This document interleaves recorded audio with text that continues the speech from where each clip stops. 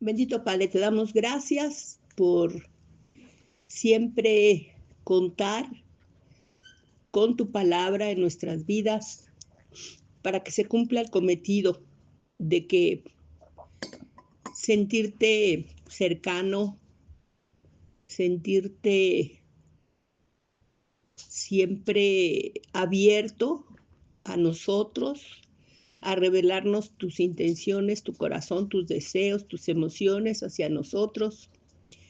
Gracias. Te entregamos también esa misma apertura en nuestro corazón, en nuestra mente, en nuestra vida, para que tú veas todo lo que en ella hay y suplas todo lo que requerimos. En este momento, con la intención de acercarnos a tu palabra para encontrar en ella todo lo que necesitamos saber, todo lo que necesitamos aprender,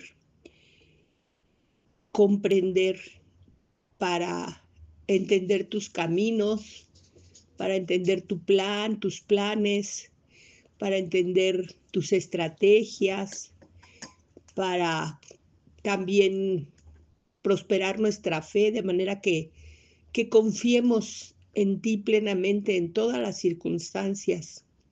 Gracias porque tú nos das en cada paso ejemplo de cómo es tu relación con nosotros y lo que eso significa. Te entregamos este tiempo, clamamos por nuestro Maestro verdadero, el Espíritu Santo, que nos guíe a todo conocimiento y a toda la verdad. Te entregamos este tiempo, pedimos que sea redimido, útil, fructífero, que cumpla el propósito de buscar y escudriñar tu palabra. Oramos con gratitud, con alabanza, adoración en el nombre de Cristo Jesús. Amén. Amén. Bueno, en alguna ocasión anterior que hablamos de Eliseo, mencionábamos a Elías.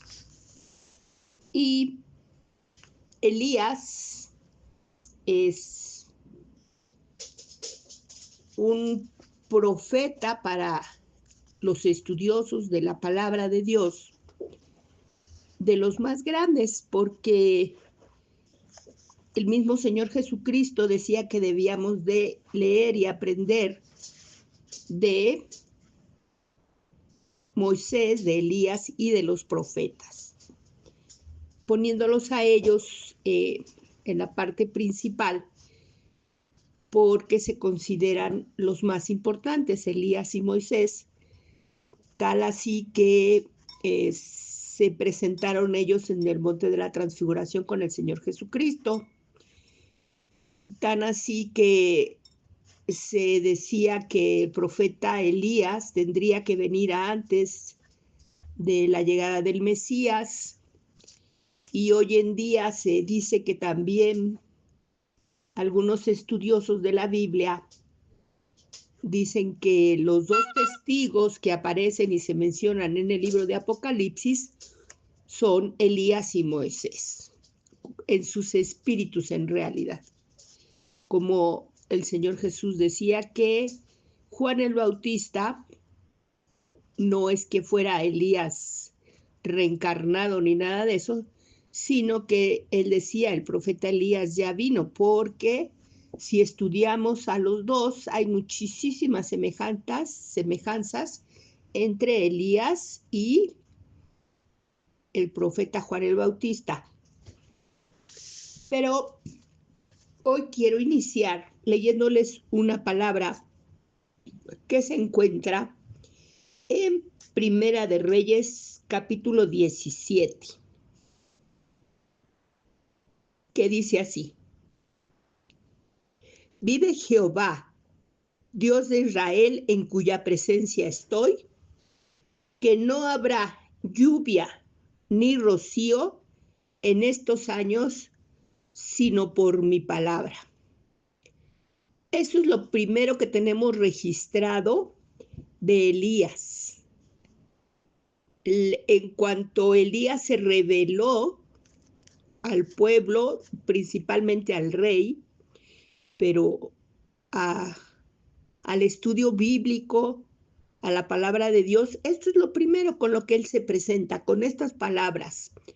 No nos habla quién es él, no nos habla, sino que se presenta al rey y le dice: vive Jehová, Dios de Israel, en cuya presencia estoy, que no habrá lluvia ni rocío en estos años, sino por mi palabra. Bueno, en los versículos anteriores a esta declaración, sí se nos presenta al profeta Elías y se nos dice que es tisbita, que quiere decir que era de la ciudad de Tisbe, que se encontraba en Galaad. Se presenta ante el rey Acab. Ahora, antes de continuar, yo quiero comentar, como siempre lo hacemos, que en estos espacios breves no agotamos ningún estudio, ninguna enseñanza. Solamente yo voy a comentar algo de lo que el Señor me mostró al estar leyendo esta porción de la Biblia, pero que estoy segura que si todos nos dedicamos a leerlo con cuidado, con oración, con disposición, el Señor nos va a revelar muchísimos más puntos de los que vamos a tratar aquí. Este tema no se agota, hay muchas enseñanzas, tantas que nosotros veremos al profeta Elías muy poco a poco, paso a paso. Y empezamos comentando que en esos tiempos en que él vivió, en el reino de Israel y Judá, hubieron muchos reyes. Ya hemos estudiado también algunos reyes y la generalidad de ellos, y hemos aprendido que esos reyes, unos fueron buenos y otros fueron malos, considerando no su corazón, no su carácter, sino la fidelidad a Dios. Buenos aquellos que consideraban la palabra de Dios para seguirla, malos aquellos que se apartaban de la palabra de Dios. Y del rey Acab se dice que era peor que todos los malos reyes que habían reinado antes de él. Esos reyes, para definirlos como malos, es que eran avaros, eran viles, estaban corrompidos, eran escandalosos, no en el sentido de hacer mucho ruido, sino en el sentido de que generaban con sus vidas, con sus acciones, escándalo, aún en sus mismos tiempos, y es un escándalo que aún lo siguen generando hasta el día de hoy cuando nosotros vemos todo lo que ellos hicieron durante su vida. Este rey Acab reinó aproximadamente del año 874 al 853 a.C. y se distingue principalmente porque era débil, no tenía un propósito, no tenía un liderazgo, y entonces pues toda la dirección del reino como que la cedió a su reina, a su esposa. Entonces era de carácter débil y lo peor es que no tenía convicciones, y dentro de esas convicciones no tenía la más indispensable, que era la fe. Él carecía de fe.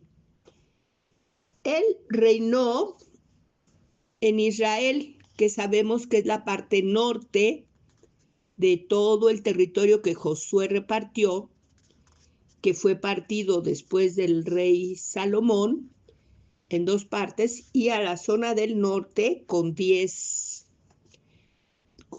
tribus se le llamó Israel. Ahí es donde él reinaba. También a esa porción donde él instaló su reino se le llama Samaria.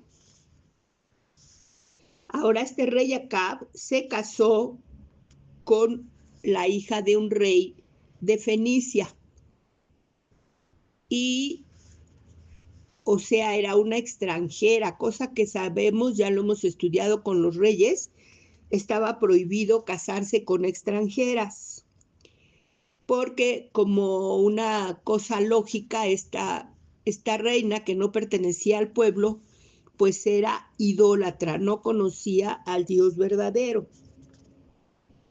A esta reina, Acab le permitió imponer la adoración a Baal, que significaba o era el dios del cielo y del clima, y a Astoret, diosa del amor, la fertilidad y la guerra. También al Baal ser dios del clima, de la lluvia, de los buenos tiempos, también en cierta forma se le veía como dios de la fertilidad, relacionado principalmente con la tierra. Entonces, en sus tiempos, esta reina Jezabel levantó muchos altares en esa tierra de Samaria, buscando eliminar la adoración santa al Dios verdadero. En ese ambiente surge Elías, en un ambiente hostil, aunque él pues desde su infancia, en una tierra sencilla, como era la ciudad de Tisbe, de Galaad, aprendió de las enseñanzas del pueblo que adoraba al Dios vivo y verdadero, y se fortaleció en su fe. Al igual que el rey David, que tenía mucho tiempo pastando a las ovejas, él también se manejaba en su lugar en Tisbe como pastor y como agricultor. Y entonces en esos tiempos de estar apartado, él oraba constante e intensamente. Así, cuando Dios le dio un llamado, él no dudó. Él inmediatamente reconoció a Dios en medio de su oración, reconoció su voz, reconoció el llamado y lo aceptó y lo obedeció. Ahora, este Elías era un hombre rudo, pues no se había criado pues ni en una ciudad ni en un ambiente como el de los reyes, en la corte. Él era pobre. Se le conocía como Tisbita porque era de Tisbe de Galaad, que era una zona que fue entregada a las tribus de Rubén, de Gad y parte de Manasés. Cuando él recibe este llamado de parte de Dios, requirió sin lugar a dudas gran valor, porque él sabía que al presentarse delante del rey, que no era ningún buen rey, era un rey malvado, sanguinario, y así también su esposa, estaba arriesgando su vida. De hecho, casi todos los profetas sabemos que eran desagradables a los reyes y que eso muchas veces les costaba su vida. Pero él conocía bien al Señor y estaba dispuesto a pagar el precio de obedecerle en este llamado. Así se presentó ante el rey y le hizo esa declaración con la cual iniciamos con la lectura de Primera de Reyes capítulo 17. Y así, con una sola oración, Elías cerró los cielos, o sea, se suspendió absoluta y completamente toda lluvia y, como él lo especificó, hasta el rocío. No había ni siquiera rocío en las mañanas, cero humedad, una sequía completa. Ahora, cuando Elías declara esto, él también queda pues inmerso en esta sequía. Él también sufrió esa sequía, pero la sufrió con la provisión de parte de Dios. Cuando los reyes escucharon la declaración de Elías, se pusieron furiosos,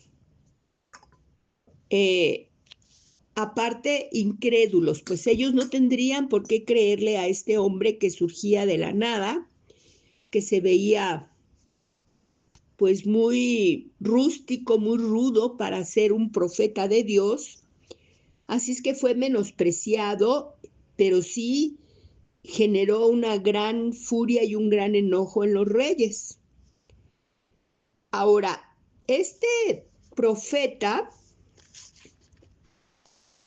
esa declaración que hizo, para él le fue muy costosa, pues a raíz de haber hecho esa declaración, Dios le da una instrucción de que él vaya a un lugar, se aleje, porque sabía que inmediatamente había despertado la ira de los reyes. Esto hace que el profeta, siendo un profeta completamente fiel y obediente, tuviera que vivir en soledad, soledad extrema, porque nadie lo acompañaba. Él se alejó, se fue a un lugar muy, muy apartado y no había nadie con él, sino él en una completa soledad, sintiéndose además incomprendido porque esta declaración que él hizo, desde luego, no tan solo perjudicaba a los reyes, sino a toda la tierra, a toda la Puebla, a todo el pueblo de Dios. Y vemos que hasta a regiones que eran fuera del reino de Israel les afectaba esa sequía. Este Elías, y aquí viene parte de la enseñanza que yo extraje en esta ocasión, en esta porción tan pequeña, pero que nos hace ver unos principios valiosísimos en la palabra. Porque Elías era un hombre sencillo, ignorado, desconocido. Podríamos decir que hasta desprovisto de lo que se pudiera requerir o de lo que se pudiera esperar en un profeta. Pero llegó a ser uno de los dos profetas más grandes. Como decíamos antes, junto con Moisés, Elías y Moisés, los profetas más grandes del pueblo.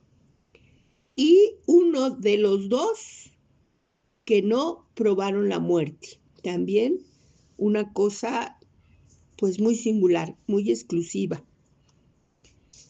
¿Qué aprendemos de esto? Que Dios no requiere de alguien conforme a los planes, conforme a la medición del mundo. Aquellos que se ven inteligentes, que se ven carismáticos, atractivos, que tienen un liderazgo, que tienen tantas cosas que los pueden hacer interesantes o que pensamos conforme a nuestra mentalidad del mundo que podrían ser muy útiles. No, Dios llama, dice la palabra, a lo vil y menospreciado, a lo menor, a lo menos capacitado, a lo menos visible, a lo menos posible, a lo más imposible es a lo que Él llama. Pero lo llama porque Él y solo Él puede hacerlo el más grande. Esto a nosotros, ¿qué nos quiere enseñar o qué nos quiere decir cuando Dios nos muestra ese actuar? Que nosotros ya lo hemos visto con muchos héroes bíblicos, que a sus propios ojos ellos se descalifican, como muchas veces nosotros mismos nos descalificamos ante nuestros propios ojos, porque vemos nuestras limitaciones, porque quizá ponemos los ojos en algún pues no sé si objetivo, maestro, líder, que provoca nuestra admiración porque tiene muchas cualidades y quizá nosotros pensamos que nosotros no las poseemos. Pero precisamente cuando estamos en esa circunstancia, en esa situación, es cuando estamos más en posibilidades de que Dios nos use. Si nosotros a nosotros mismos en este momento nos estamos viendo como personas con un ángel, con una capacidad, con una buena oratoria, con unos buenos dotes de liderazgo, inmediatamente podemos pensar que no vamos a ser requeridos, porque ahí la honra y la gloria sería nuestra. En cambio, en las circunstancias contrarias, cuando no hay nada de eso, y Dios hace grandes cosas a través de nosotros, toda la honra y la gloria es para el Señor. Ahora, el que el Señor nos elija y nos haga sus siervos y nos use para llevar a cabo una tarea, que también las tareas a nuestros propios ojos pueden ser pequeñas o pueden ser incomprendidas, porque la gente en general y aún los hijos de Dios tendemos a juzgar por qué los siervos u otros hijos, porque nosotros no sabemos qué hijo está haciendo algo para el servicio del Señor. Algunos pues ocupan un puesto que ese mismo puesto nos hace comprender que son siervos, un misionero, un pastor, un predicador, un evangelista. Claro que no podemos pensar que lo sea sin ser un siervo del Señor, pero ¿cuántos hermanos que se sientan a nuestro lado en la congregación, que escuchan junto con nosotros una predicación, que acuden al mismo estudio, al mismo servicio, creemos que sean siervos de Dios, que Dios los esté usando en algo? No tenemos forma de saberlo, porque eso es en la relación personal de cada uno de nosotros con Dios. ¿Qué es lo que Dios nos llama a hacer? ¿Qué nos pide hacer? Y cómo nos pide que lo hagamos. Entonces, por eso es muy importante tener presente de la palabra del Señor que no debemos juzgar, porque no conocemos nada. Vemos algunas cosas, pero la palabra nos dice que no andemos por vista, porque la vista es engañosa. Entonces, con esto quiero decirles que cuántas viejecitas en una congregación que ya no se pueden ni mover, que casi trasladarse les cuesta trabajo, caminar, hasta hablar, porque la voz también se quebranta, muchas cosas. Pensamos, esta pobre viejecita ya nomás viene aquí a hacer bultito. Y no sabemos qué poder tiene la oración, cómo está intercediendo para que la obra se lleve a cabo, cómo está rescatando almas a través de la intercesión. No sabemos tantas cosas en que Dios la usa. No nos atrevamos nunca a juzgar y mucho menos a menospreciar a ninguno de los hijos de Dios, porque cada uno tiene un propósito. Y si lo cumple, Dios le va a recompensar. Y lo sabremos nosotros o no lo sabremos, eso no importa. Lo que importa es que Dios sí lo sabe. Entonces, cuando somos llamados a cumplir una misión, un encargo de parte de Dios, eso no quiere decir que vamos a ser comprendidos. Este siervo, este Elías, no era comprendido, no era acompañado, no era apoyado, no era apreciado, no era reconocido, no era aplaudido, ni siquiera era sustentado. Pero todo lo que él necesitó, Dios se lo proporcionó. Así nosotros, cuando obedecemos a la guía que el Señor nos da y le servimos como Él nos llama, tampoco vamos a ser comprendidos, tampoco vamos a ser acompañados ni apoyados, ni apreciados ni reconocidos. No vamos a ser aplaudidos y tampoco vamos a ser sustentados. Pero el Dios de gloria, Él hará todas las cosas que sean necesarias. Él suplirá todas nuestras necesidades, dice la palabra, conforme a sus riquezas en gloria.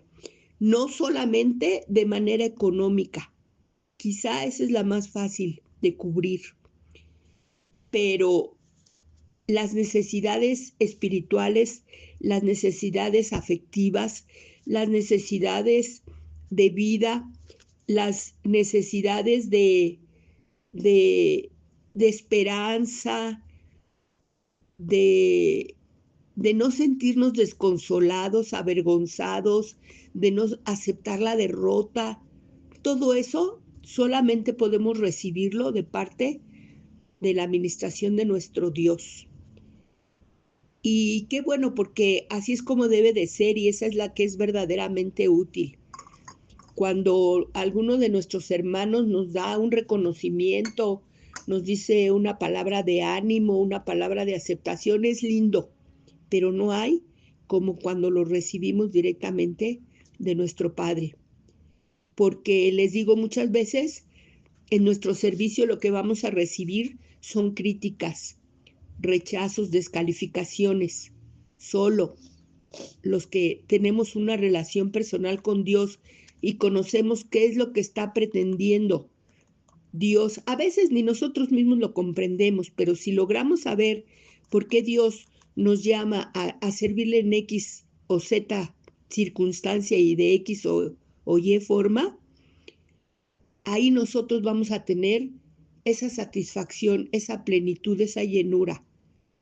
No debemos buscarla ni esperarla en el fuera, ya no digamos en el mundo, sino dentro aún de nuestros propios hermanos, pero fuera de Dios posiblemente no la encontremos, pero eso no importa. Lo importante es que, como dice la palabra, si vivimos o si morimos, para Él vivimos, para Él morimos. Vamos a despedirnos. Oh Padre, gracias, gracias porque siempre nos impulsas, siempre nos alientas, porque a veces nos consideramos así, como el profeta Elías, rudos, incapaces, lejanos, humildes. Sin embargo, cuando tú pones tus ojos en nosotros, es para hacer cosas grandes, grandes y maravillosas, que a veces quienes nos rodean lo notan, a veces no, pero eso no importa, porque lo importante es tú y yo, tú y nuestra relación, la certeza de saber que estamos deseosos de agradarte, deseosos de servirte, deseosos de cumplir con el propósito que tienes para nuestras vidas y con lo que tú nos has encomendado. Gracias, gracias porque tú eres quien suple toda necesidad. Gracias porque en ti hallamos consuelo, aliento, esperanza, todo lo que necesitamos para servirte con todo nuestro corazón, con todas nuestras fuerzas. Gracias, Padre. Gracias por ese amor infinito, grande, poderoso, del que todos tenemos conciencia. Gracias por estar siempre cercano. Gracias por hacernos conocer tu palabra y también tu voluntad. Gracias por llamarnos a hacer cosas para ti. No podemos calificarlas ni de grandes ni de pequeñas. Si son para ti, es un orgullo hacerlas, Señor. Gracias. Con gozo, con alabanza nos despedimos en el nombre precioso de nuestro amado y único Salvador, Cristo Jesús. Amén.